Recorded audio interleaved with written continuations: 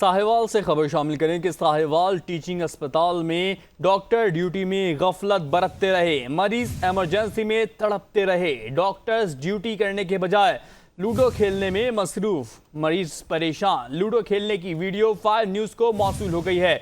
मजीद तफसील के लिए हमने राब्ता किया है अपने नुमाइंदे इमरान चौधरी से। जी इमरान चौधरी, बताइएगा इस हवाले से।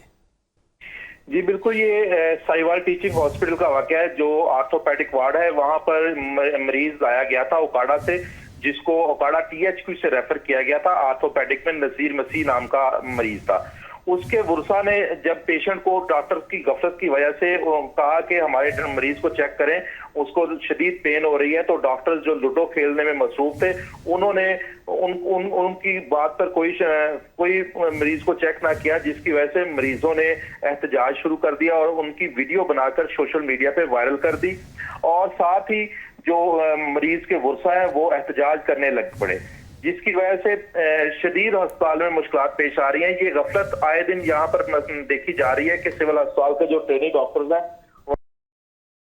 वो तो इलाज करते नजर आते हैं, लेकिन जो बड़े डॉक्टर हैं, MS हैं, MS की गफलत की वजह से ये सारे मामला जो देखने में आ रहे हैं।